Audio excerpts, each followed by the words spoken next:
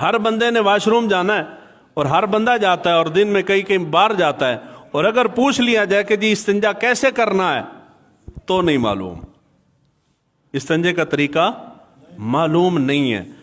اللہ کے بندے جب استنجے کا طریقہ معلوم نہیں ہے تو پھر وہ وضو کیسے کرتے ہو، پھر غسل کیسے کرتے ہو، پھر استنجا کس طرح کرتے ہو، تو پھر نماز کیا ہوتی ہے اور پھر قرآن کیسے پڑھتے ہو۔ اور استنجا کرنا، استنجا کرنے کے لیے سب سے پہلی بنیادی چیز ہے کہ استنجا ہمیشہ الٹے ہاتھ سے کیا جاتا ہے۔ کس ہاتھ سے؟ الٹے ہاتھ سے کیا جاتا ہے۔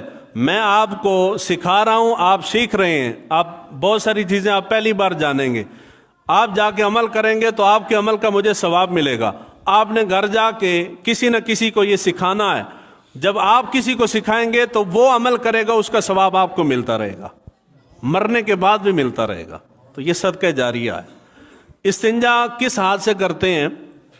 الٹے ہاتھ سے کرتے ہیں، پہلی بات ہوگی۔ دوسری بات یہ ہے کہ استنجا کرتے وقت الٹے ہاتھ سے مراد پورا ہاتھ نہیں ہے، الٹے ہاتھ سے مراد الٹے ہاتھ کی صرف 3 انگلیاں ہیں۔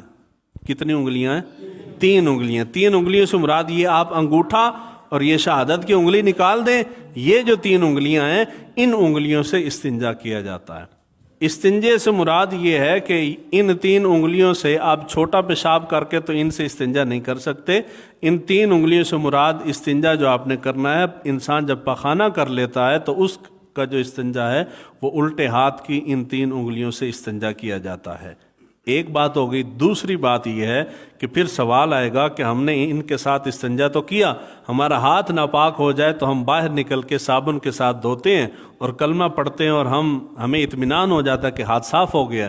تو جب ہم استنجا کر رہے ہیں تو اس کے اندر پیمانہ کیا ہے کہ ہمیں کیا معلوم کہ جسم اب جلد ہماری پاک ہو گئی ہے یا پاک نہیں ہوئی۔ یعنی استنجا کرتے وقت تو صابن کا استعمال نہیں ہوتا، تو ہم کیسے جانے کہ ہماری جلد پاک ہو گئی ہے یا پاک نہیں ہوئی؟ اس کا کوئی پیمانہ تو شریعت نے پیمانہ یہ رکھا ہے کہ جب آپ استنجا کرتے ہیں اپنی ان انگلیوں کے ساتھ تو تب تک آپ نے استنجا کرنا ہے، یعنی اپنے جلد کو دھونا ہے جب تک کہ جلد کے اوپر سے چکنائی ختم نہ ہو جائے، جب تک چکنائی ختم نہ ہو جائے۔ جب چکنائی ختم ہوتی ہے تو اس کی ایک میں مثال دیتا ہوں۔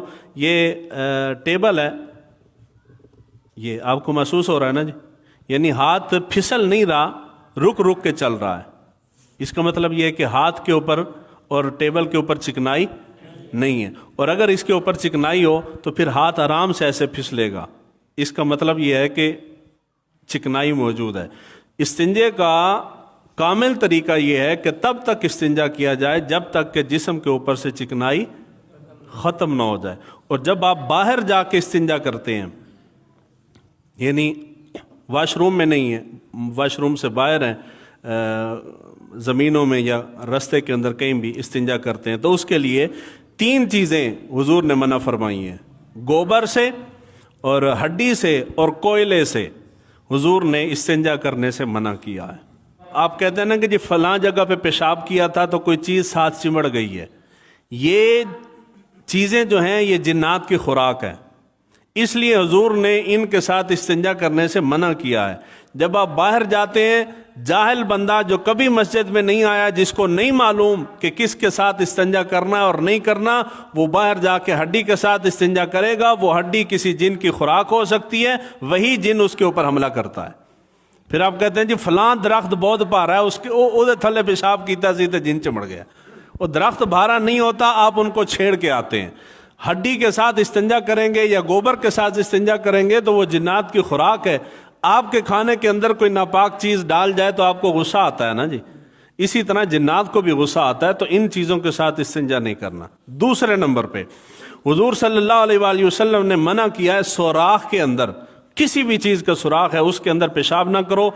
گھاٹ کے اوپر پانی کا تالاب کھڑا ہوا ہے وہاں پیشاب نہ کرو، رستے کے درمیان پیشاب نہ کرو، اور درخت کے سائے میں پیشاب نہ کرو، سر عام بیٹھ کے پیشاب نہ کرو، چھپ کے پردے کی اوٹ میں کہیں سائیڈ پہ ہٹ کے پیشاب کرو۔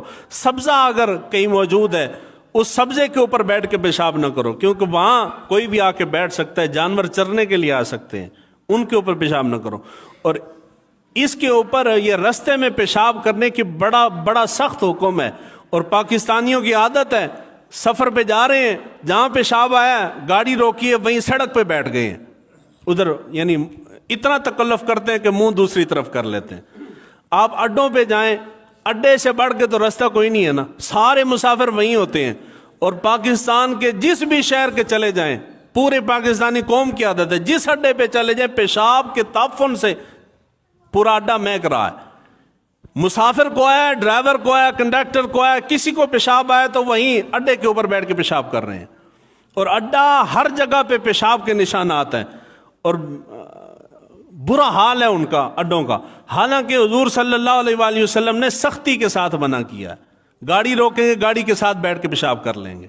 وہ اللہ کے بندے کہیں سائڈ پہ جا، چھپ کے پیشاب کر، واش روم میں چلا جا، وہاں جا کے کر۔ اس طرح سر عام بیٹھ کے پیشاب کرنا شرعاً جائز، محبت سے بولیے جائز جی نہیں ہے۔ اگر آپ کو رستے میں کہیں پیشاب کرنا پڑ جائے تو رستے سے ہٹ کے کہیں چھپ کے جھاڑیوں وغیرہ کسی چیز کی اوٹ کے اندر بیٹھ کے پیشاب کرنا چاہیے، سر عام نہیں کرنا چاہیے۔